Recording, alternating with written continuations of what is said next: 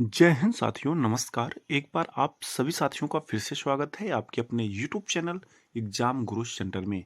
साथियों, आज है 18 जनवरी। 18 जनवरी 2025 के जितने भी महत्वपूर्ण करंट अफेयर्स के क्वेश्चन बनेंगे उन्हें हम आप सभी साथियों तक शेयर कर रहे हैं। आप सभी साथी सेशन को पूरा देखिएगा। अगर पसंद आए तो एक लाइक अवश्य करिएगा।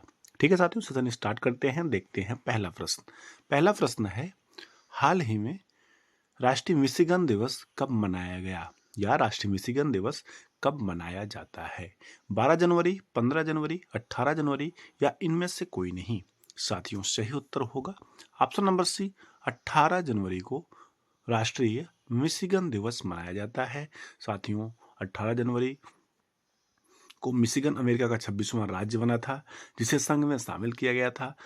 साल 2017 में इसे राष्ट्रीय दिवस के तौर पर मनाने की शुरुआत हुई थी। साथियों, अब बात आई है महत्वपूर्ण दिवस वाली, तो आइए देख लेते हैं इस मंथ में अभी तक जितने भी महत्वपूर्ण दिवस मनाए गए हैं। 2 जनवरी को विश्व अंतर्मुखी दिवस मनाया गया। 4 जनवरी को साथियों विश्व ब्रेल दिवस मनाया गया। 6 जनवरी को विश्व युद्ध अनाथ दिवस मनाया गया जिसकी थीम है अनाथ जीवन भी मायने रखता है। साथियों, 7 जनवरी को राष्ट्रीय बाबल हेड दिवस मनाया गया। 8 जनवरी को पृथ्वी का घूर्णन दिवस मनाया गया। 9 जनवरी को प्रवासी भारतीय दिवस मनाया गया। साथियों, प्रवासी भारतीय दिवस 2025 की थीम है विकसित भारत के लिए प्रवासियों का योगदान। साथियों, 10 जनवरी को विश्व हिंदी दिवस मनाया गया जिसकी थीम है वैश्विक एकता और सांस्कृतिक गर्व की आवाज हिंदी।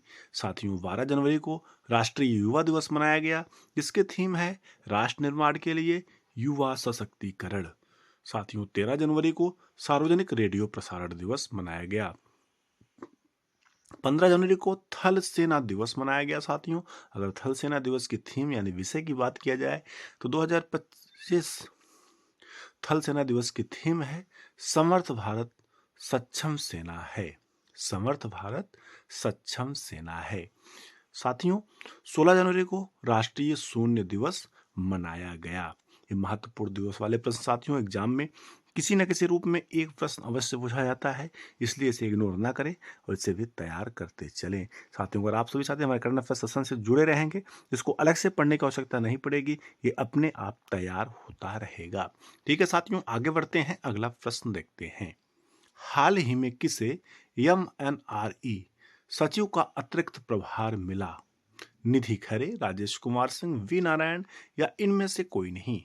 साथियों, सही उत्तर होगा ऑप्शन नंबर फर्स्ट, निधि खरे। हाल ही में निधि खरे आईएएस को तत्काल प्रभाव से नवीन एवं नवीकरणीय ऊर्जा मंत्रालय के सचिव का अतिरिक्त प्रभार दिया गया है। साथियों, वह वर्तमान में उपभोक्ता मामले विभाग में सचिव के पद पर कार्यरत हैं और झारखंड कैडर की 1992 बैच की आईएएस अधिकारी हैं। साथियों, खरे का उपभोक्ता संरक्षण, भूमि अभिलेख प्रबंधन और स्वास्थ्य सेवा में अच्छा अनुभव है। याद रखिएगा साथियों। अगला प्रश्न देखते हैं। हाल ही में किसके द्वारा भारत रणभूमि दर्शन ऐप लॉन्च किया गया? हाल ही में किसके द्वारा भारत रणभूमि दर्शन ऐप लॉन्च किया गया? अमित शाह, राजनाथ सिंह, नरेंद्र मोदी या इनमें से कोई नहीं? साथियों, सही उत्तर होगा option number B, Rajnath Singh. साथियों, हाल ही में रक्षा मंत्री राजनाथ सिंह ने युद्ध क्षेत्र पर्यटन को बढ़ावा देने के लिए 77वें सेना दिवस समारोह के दौरान इस ऐप को लॉन्च किया। पर्यटक 1962, 1971, 1999, 2020 के गलवान संघर्ष और सियाचिन बेस कैंप के संघर्षों के स्थानों तक पहुंच सकते हैं। साथियों, रक्षा और पर्यटन मंत्रालयों की यह पहल भारत के सैन्य इतिहास के साथ जनता की सहभागिता को बढ़ाती है। महत्वपूर्ण है साथियों, याद रखिएगा। आगे बढ़ते हैं, अगला प्रश्न देखते हैं।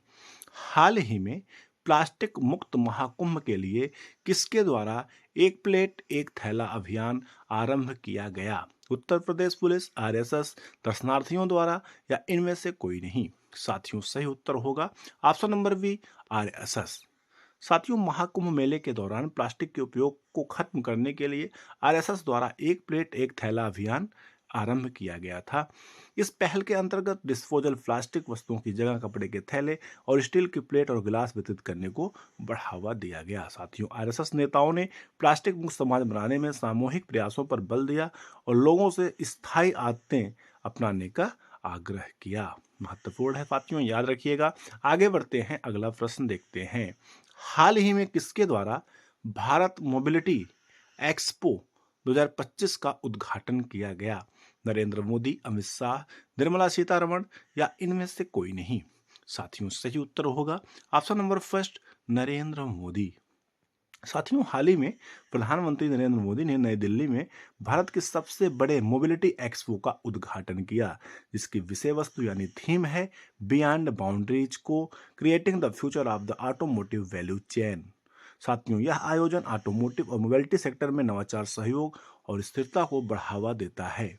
साथियों, यह एक्सपो अत्याधुनिक तकनीकों का प्रदर्शन करते हुए संपूर्ण मोबिलिटी वैल्यू चेन को एकजुट करता है। महत्वपूर्ण है साथियों, याद रखिएगा। आगे बढ़ते हैं, अगला प्रश्न देखते हैं। हाल ही में वीके सिंह किस राज्य के राज्यपाल के रूप में शपथ ली? उड़ीसा, केरल, मिजोरम या इनमें से कोई नहीं? साथियों, सही उत्तर होगा ऑप्शन नंबर सी, मिजोरम। हाल ही में साथियों जनरल वीके सिंह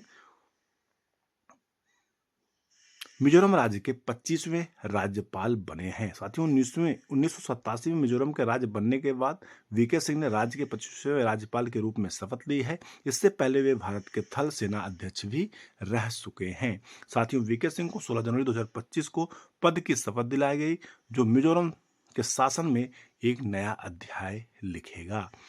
साथियों, बात आई है मिजोरम राज्य की, तो आइए देख लेते हैं मिजोरम राज्य के बारे में। अगर आप मैप में देखेंगे साथियों, यहाँ पर स्थित है मिजोरम राज्य।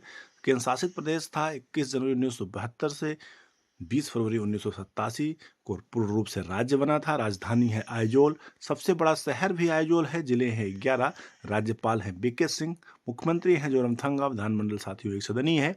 विधानसभा की 40 सीटें हैं। राज्यसभा की 1 सीटें हैं। लोकसभा की टोटल 1 सीटें हैं। उच्च न्यायालय साथियों गुवाहाटी उच्च न्यायालय है। महत्वपूर्ण फैक्ट है साथियों, याद रखिए कि एग्जाम में यहाँ से प्रश्न देखा जा सकता है। आगे बढ़ते हैं, अगला प्रश्न देखते हैं। हाल ही में किसे उच्च शिक्षा सचिव नियुक्त किया गया? निधि खरे, श्री विनीत जोशी, वी नारायण या इनमें से कोई नहीं? साथियों, सही उत्तर होगा option number B, Shri Vineet Joshi. हाल ही में श्री विनोद जोशी ने शिक्षा मंत्रालय के उच्च शिक्षा विभाग के सचिव का पदभार ग्रहण किया है। इससे पहले वे मणिपुर के मुख्य सचिव थे और शिक्षा क्षेत्र में प्रमुख पदों पर रहे हैं, जिनमें एनटीए के महानिदेशक और सीबीएसई के अध्यक्ष पद सम्मिलित हैं। साथियों, श्री जोशी ने आईआईटी कानपुर से मैकेनिकल इंजीनियर और आईआईएफटी से एमबीए की डिग्री प्राप्त की है। महत्वपूर्ण है साथियों, आइए देख लेते हैं अभी तक जो पद भरे गए हैं। यूआईडीआई का सीईओ बनाया गया है भुवनेश कुमार को। भारतीय वाणिज्य एवं उद्योग मंडल का महासचिव साथियों वी सुब्रमण्यम को बनाया गया है। अभी हाल ही में इसरो के नए अध्यक्ष बने हैं वी नारायण।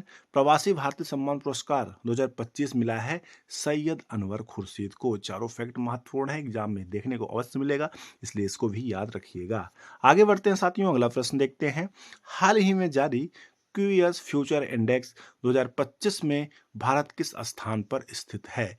पहले, दूसरे, तीसरे या इनमें से कोई नहीं? साथियों, सही उत्तर होगा ऑप्शन नंबर बी, दूसरे। साथियों, नौकरी बाजार की तैयारी में भारत विश्व भर में दूसरे स्थान पर एआई, डिजिटल और हरित उद्योगों में उत्कृष्ट प्रदर्शन करते हुए दूसरे स्थान पर है। साथियों, यह केवल अमेरिका देश से पीछे है, यानी अमेरिका साथियों क्यूएस फ्यूचर इंडेक्स 2025 में फर्स्ट स्थान पर है। सेकंड पे है अपना देश भारत और थर्ड पर है मैक्सिको। याद रखिएगा, तीनों एग्जाम में पूछे जा सकते हैं।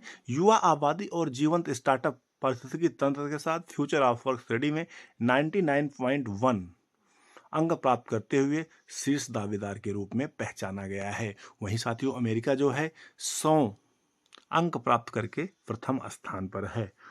उद्योग, अकादमिक सहयोग और सतत नवाचार पर ध्यान देने की आवश्यकता है। महत्वपूर्ण साथियों, याद रखिएगा। आगे बढ़ते हैं, अगला प्रश्न देखते हैं। हाल ही में विश्व का सबसे बड़ा महामृत्युंजय यंत्र कहाँ स्थापित हुआ? प्रयागराज, वाराणसी, केदारनाथ या रामेश्वरम? साथियों, सही उत्तर होगा ऑप्शन नंबर फर्स्ट, प्रयागराज।